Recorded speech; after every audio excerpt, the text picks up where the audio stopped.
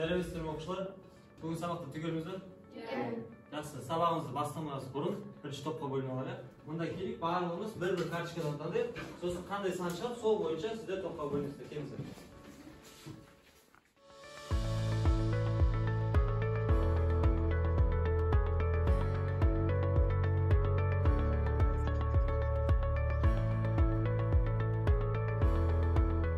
Жақсы оқушылар, топқа бөлініп алдық қой, енді тақтада не көріп тұрмыз? Ұйымдар. Мысалы, О белесі, қандай ұйымдар тұр тағы да? СНГ. Мысалы, енді осының қайсысына Қазақстан мүше деп ойлайсыздар? Біріккен ұлттар ұйымына кіреді, ТМД-ға кіреді, Шанхай ынтымақтастық ұйымына кіреміз, ЮНЕСКО-ға кіреміз, сосын Еуросоюзға кіреміз. Ал жақсы, енді бүгінгі біздің сабағымыздың тақырыбы осыған байланысты, яғни халықаралық қатынастар жүйесіндегі Қазақстан сабағымыз тақырыбы сондай. Оқу мақсаты Қазақстанның аймақтық және халықаралық ұйымдармен байланысын талдаймыз, және де Қазақстан Республикасы халықаралық аренада танылуына баға береміз. Бүгін сабағымыз бастамас бұрын ең алғашқы бейне материалдан бастайық. Видеороликті мұқият тыңдаймыз және соған байланысты қазір тапсырма орындайтын боламыз. Қазір видео қосылам және де мына сұрақтарға жауап беретін боламыз. Бірінші видеоны мұқият тыңдап алайық.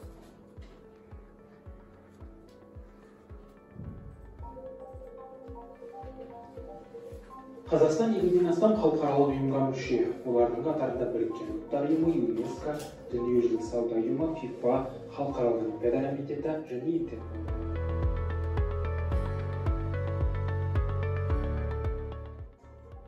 Қазақстан 2015 жылы қарашада Дүниежүзілік сауда ұйымына мүше болды. Келіссөз 20 жылға созылды. Жақсы балалар, видео түсінікті ғой? Енді сол видеоға байланысты қазір тапсырма орындайтын боламыз. Алдымен тапсырма орындамас бұрын мына сұрақтарға жауап бере кетейікші. Бірінші сұрақ. Қазақстан қандай халықаралық ұйымға мүше? Жаңа видеода айтылды ғой. Біріккен ұлттар ұйымы, ЮНЕСКО, ФИФА, Шанхай ынтымақтастық ұйымы. Жақсы, қазір сабақ барысында оны талқылайтын боламыз. Халықаралық және аймақтық ұйымдардың орны қандай? Қай жерде ол басшылық етеді? Біріккен ұлттар ұйымында. Мысалы, Біріккен ұлттар ұйымында басшылық етеді, және де біздің Қазақстан жерінде не құрылды? ТМД құрылды, 8-ші желтоқсанда Минскте болады, одан кейін 13-ші желтоқсанда Ашхабад қаласында жиналыс болады, одан кейін 21-ші желтоқсан 1991 жылы Алматы қаласында жиналыс болады, сол жерде не құрылады? ТМД құрылады. Жақсы, енді біз осы бойынша ары қарай сіздермен топтық жұмыс жасаймыз. Бірінші топқа Біріккен ұлттар ұйымы, сіздер Біріккен ұлттар ұйымын қазір қорғайсыздар. Екінші топқа ТМД бойынша қорғайсыздар. Үшінші топқа Шанхай ынтымақтастық ұйымы және төртінші топқа беріледі Еуропадағы қауіпсіздік. Шанхай ынтымақтастық ұйымы және Еуропадағы ынтымақтастық ұйымы. Осы бойынша қазір алдарыңыздарga қағаздарға жазып, қазір топтық жұмыс қорғаймыз.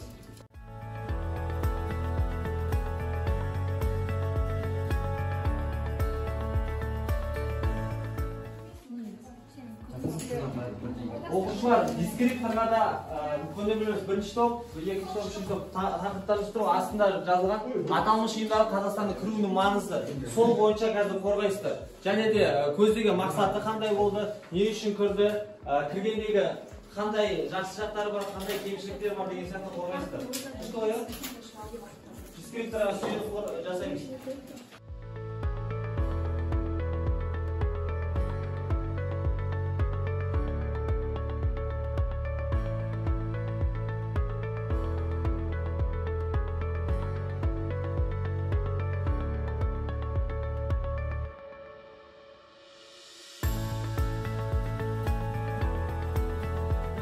Болды ба?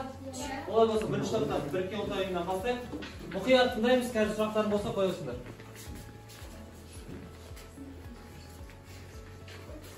Біріккен ұлттар ұйымы халықаралық бейбітшілік пен достастықты қамтамасыз ететін әлемдегі ең ірі және де танымал ұйым болып саналады. Ол 1945 жылы 24 қазанда Сан-Франциско Сан-Франциско қаласында ақш-та құрылған болатын.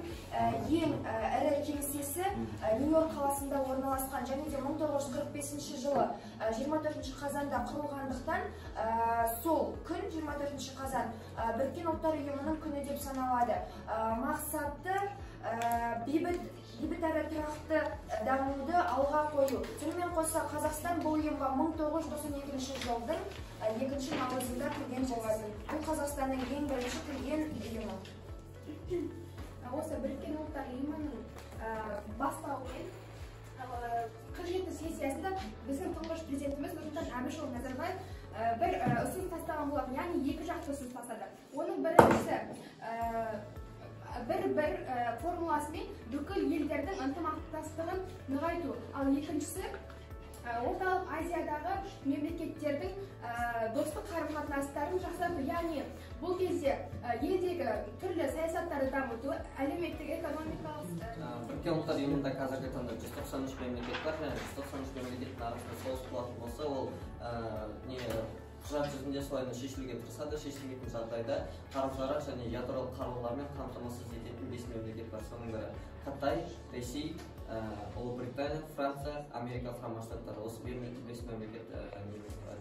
Сосын 2018 жылы Қазақстан сол Біріккен ұлттар ұйымында басшылық еткен болатын. Қазіргі таңда ол басшылықта әлі 66 мемлекет басшы болуы мүмкін. Қазақстан 2018 жылы басшы болып үлгерді. Сосын Қазақстан Біріккен ұлттар ұйымының ресми тілі қазақ тілі болды. ТМД тәуелсіз мемлекеттер достастығы. ТМД 1991 жылы КСРО-ның орнына келген тәуелсіз мемлекеттердің ынтымақтастығын, достығын сақтап қалуға келген халықаралық ұйым.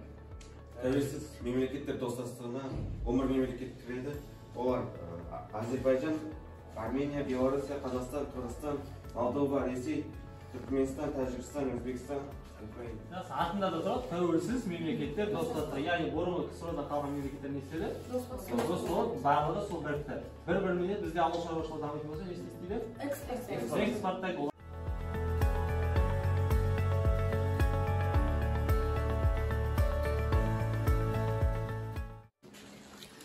Шанхай ынтымақтастық ұйымы 1996 жылы Шанхай бестігі деген атаумен құрылған халықаралық ұйым болады. Кейіннен 2001 жылдан бастап, маусымның 1-нен Өзбекстан ұйымға кіргеннен бастап Шанхай ынтымақтастық ұйымы деген атпен істейтін. Кейде Шанхай ынтымақтастық ұйымы дегеніміз, яғни олардың басты мақсаты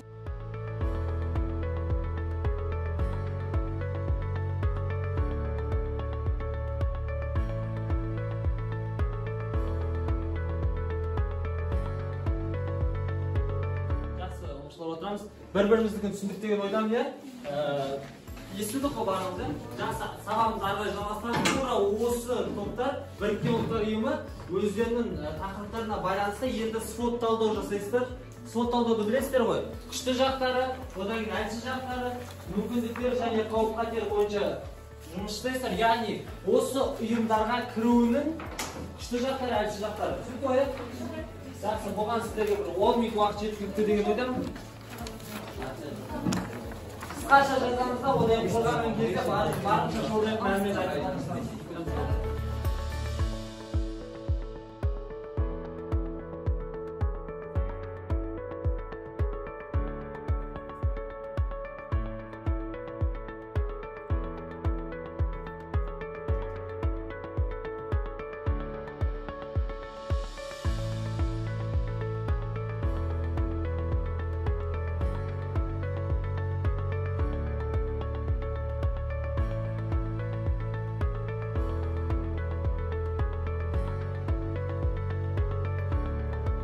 Оқуға тапсырған орындап? Жақсы. Бірінші Біріккен ұлттар ұйымынан бастайық. SWOT талдау. Күшті жақтары, әлсіз жақтары, қауіп-қатер және мүмкіндіктер бойынша. Мұқият тыңдаймыз. Сұрақтан болса қойыңыз. Бізде Біріккен ұлттар ұйымының күшті жақтары. Халықаралық бейбітшілік пен қауіпсіздікті қамтамасыз етеді. Ұлттардың теңдігі және өзін-өзін басқару принциптерін құптайды. Яғни мемлекет арасындағы ешқандай соғыстарды болдырмайды. Ал мүмкіндіктері көптеген шет мемлекеттерге экспортқа заттар шығарады. Сонымен қатар мемлекеттер арасында қауіп-қатер төнсе, оларға көмектесе алады.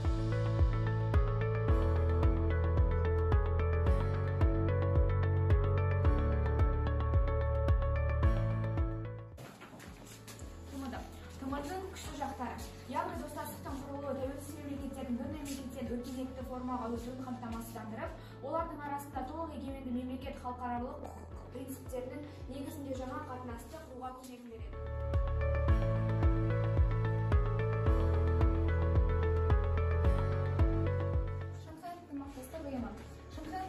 Ұйымның күшті жақтары, ол аймақтық қауіпсіздік саласындағы ықпалдастықпен қатар экономикалық саласындағы байланыстарға ұмтылатын ұйым.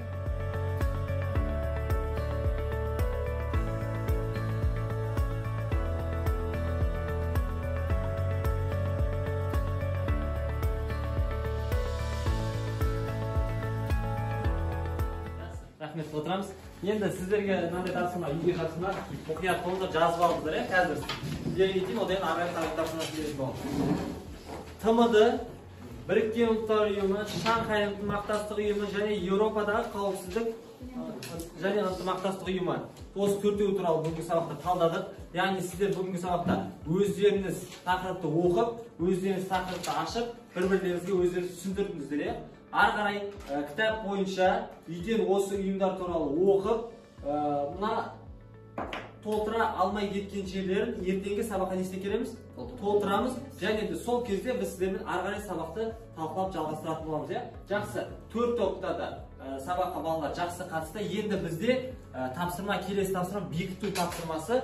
Бұл жақта әркім өзі жеке жұмыс орындайды. Жеке жұмыс бұл жерде сәйкестендіру тапсырмасы сіздерге барлықта әркім өзі орындайды.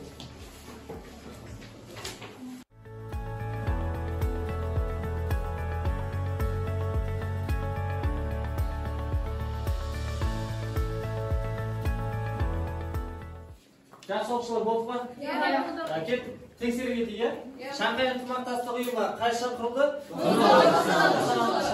Жақсы, молодцы. Келесі. Қазақстанның Біріккен ұлттар ұйымына мүшелікке қабылданған уақыты? Жақсы. Еуропалық қауіпсіздік және ынтымақтастық ұйымы? 30-шы? Мүше болды. ТМД қашан құрылды? Желтоқсанда қай жерде құрылды? Алматыда. Жақсы. Жаңа мен сіздерге берген үй тапсырмасын жазып алдық қой, ары қарай тағы да сіздерге қосымша үй тапсырмасы, осы жаңағы қосымша болған, енді нақты үй тапсырмасы күнделікті ашып жазып аламыз. Үй жұмысы. Қазақстан әлемдік саясатта немесе Қазақстанның әлемдік саясаттағы орны. Осы екі тақырыптың біреуін таңдап, қысқаша маған 150 сөзден тұратын немесе 200 сөзден тұратын өздеріңіз эссе жазасыздар. Түсінікті ғой? Критерийларды жазып алыңыздар. Жазып алыңыз.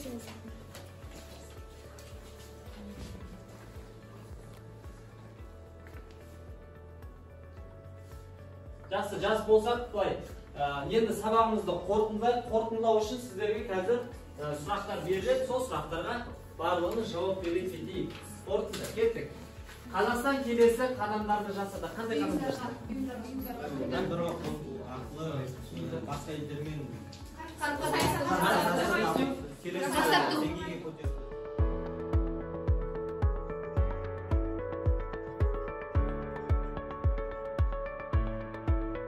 Рахмет. Енді бізде соңғы сіздермен рефлексия сабағымыз аяқталды. Енді рефлексия жасайық. Рефлексия қазір сіздерге таратып беремін. Осы жақта өз ойларыңызды қысқаша жазып, қызықты болды, не қызықты болды сіздерге. Одан маған бұл болашақта қажет болады. Одан кейін бұл қиындық туғызды. Қандай жағдайлар сізге қиындық туғызды? Яғни қиындық туғызған кейбір топтарда не болды? Сол талдауда кішкене қиналған болады. Осы мені ойландырады. Не ойландырады сіздерді? Жақсы, рефлексия бойынша дайынбыз ғой? Маған қызықты болды. Кім? Аралбек? Маған Еуропалық қауіпсіздік және ынтымақтастық ұйымы қызық болды. Сондай ұйымды бірінші рет естідім бүгінгі сабақта. Жақсы, аға, енді үй жұмысы саған соны оқып келу. Келесі, ары қарай. Маған бұл болашақта қажет болады. Кім? Мәліметтердің барлығы қызықты болды. Яғни Қазақстанның басқа мемлекеттермен қарым-қатынасы, енді ол Қазақстан Республикасының азаматы болғандықтан қызықты болу керек деген ойдамын. Келесі ғана берілді ғой. Осыны үйден ізден келесіздер. Ертеңгі сабақта осы бойынша бастан аяқ талдайтын боламыз. Жақсы ма? Жақсы, бүгінгі сабағымыз аяқталды. Рахмет. Бағалауларыңыз барлықтарыңызға керемет деген бағалау қойып, сабаққа күшті қатыстыңыздар. Ал бағаларыңызды күнделік кезектен көресіздер. Жақсы ма? Жақсы, сабақ аяқталды. Сау болыңыздар.